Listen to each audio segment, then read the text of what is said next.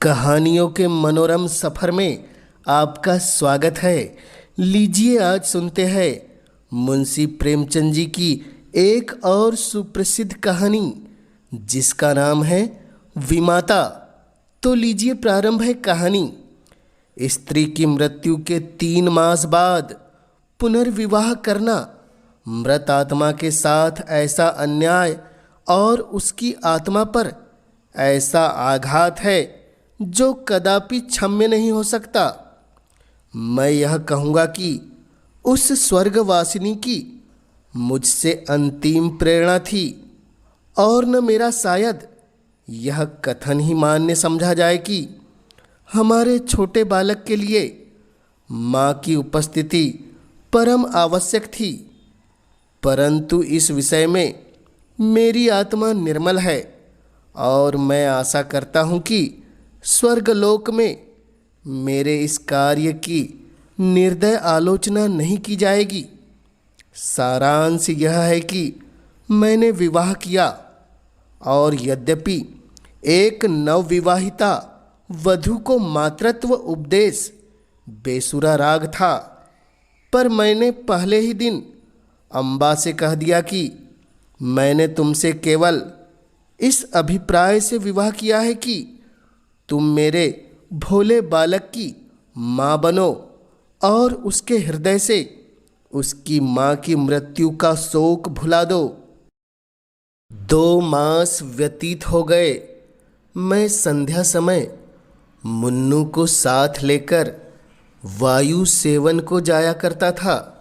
लौटते समय कतिपय मित्रों से भेंट भी कर लिया करता था।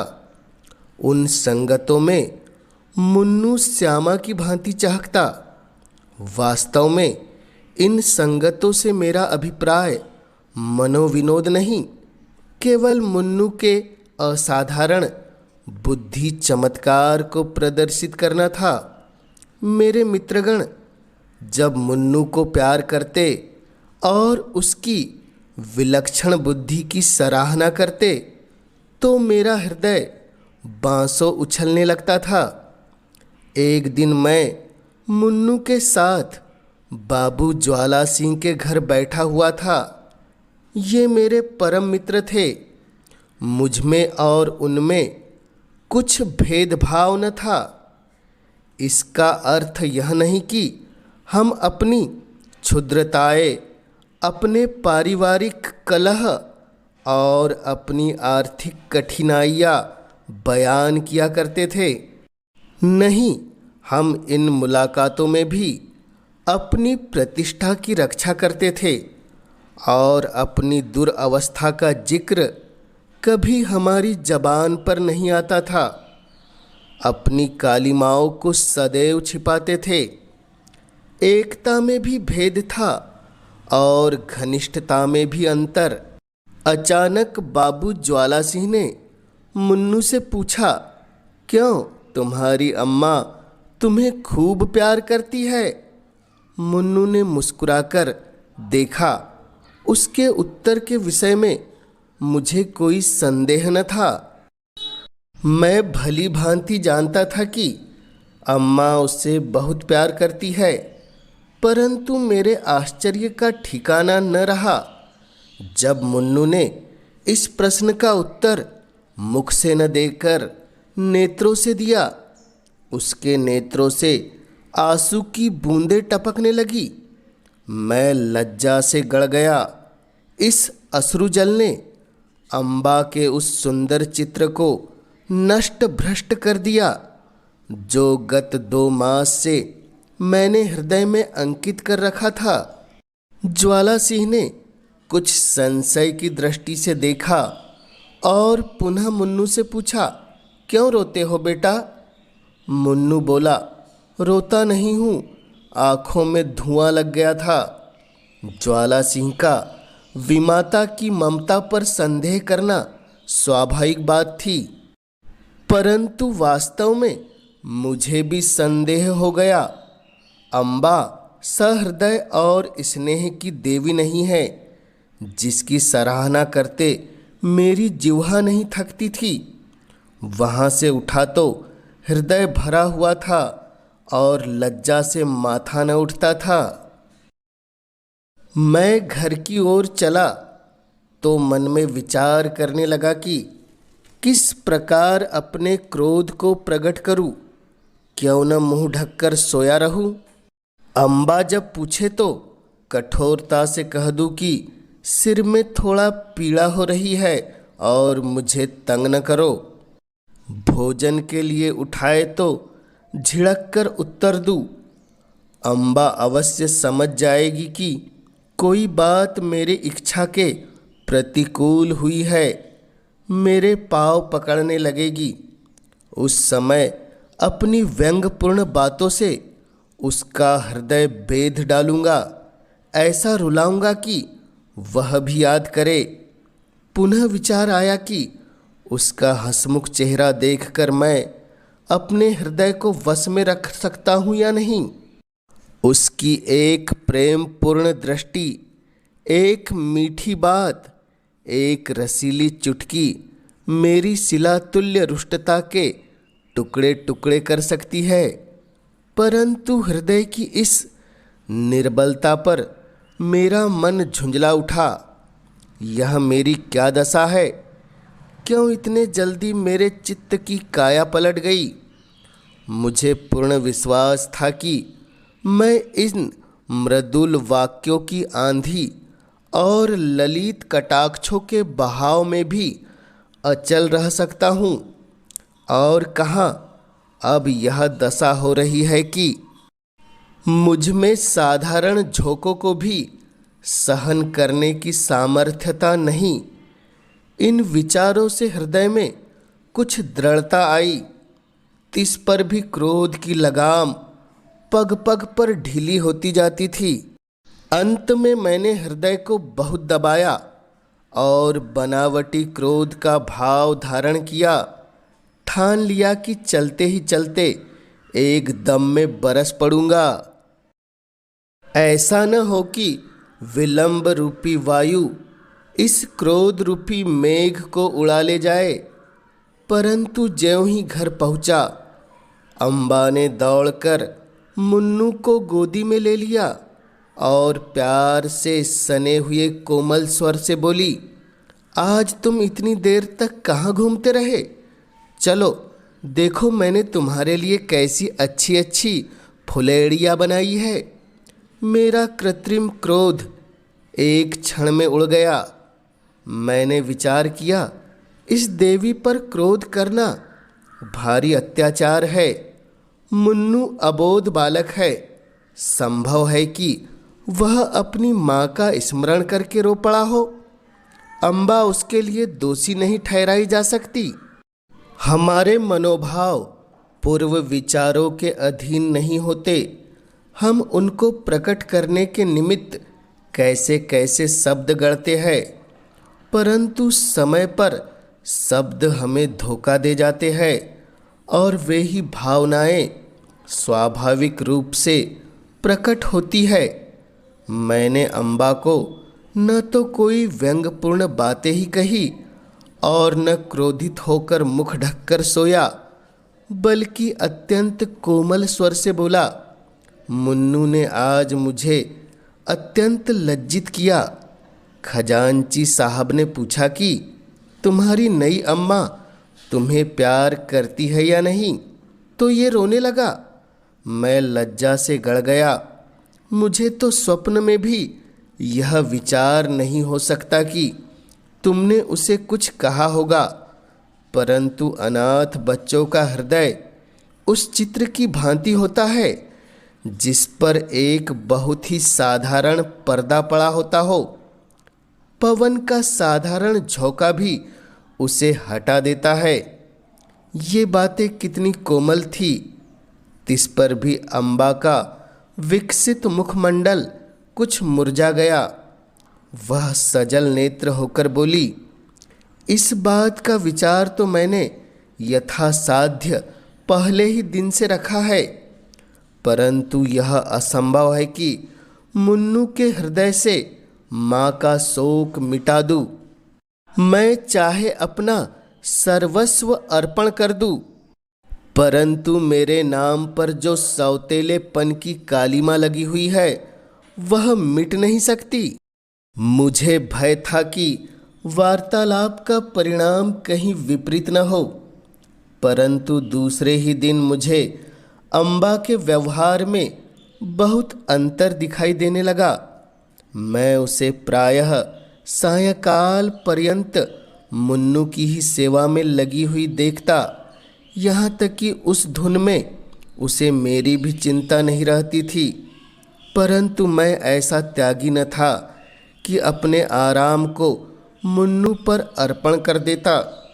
कभी कभी मुझे अम्बा की यह अश्रद्धा न भाती, परंतु मैं कभी भूल कर भी उसकी चर्चा न करता।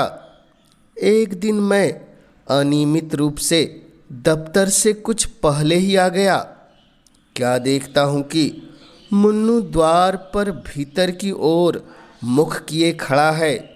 मुझे इस समय आँख मिचौनी खेलने की सूझी। मैंने दबे पांव पीछे से जाकर उसके नेत्र मूंद लिए, पर शोक उसके दोनों गाल अश्रुपूरित थे।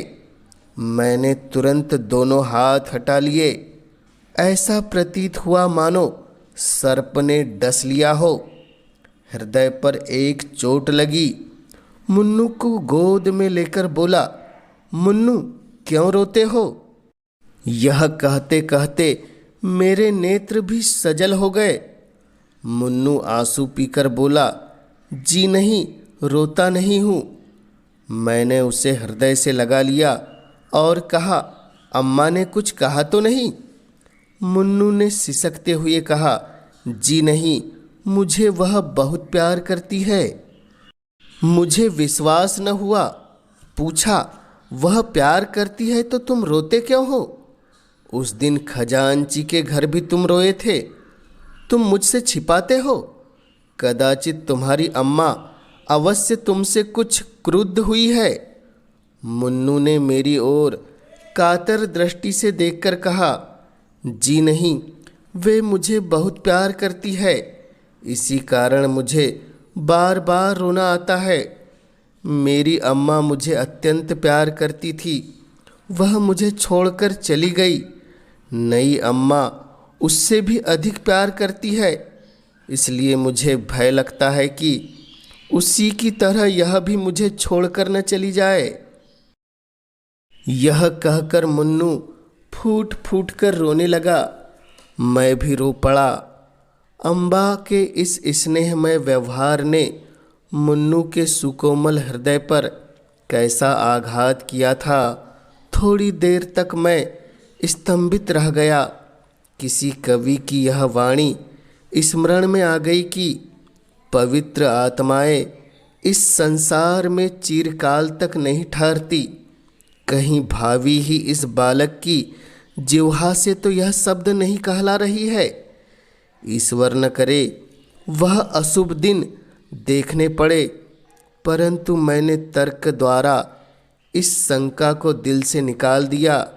समझा कि माता की मृत्यु ने प्रेम और वियोग में एक मानसिक संबंध उत्पन्न कर दिया है और कोई बात नहीं।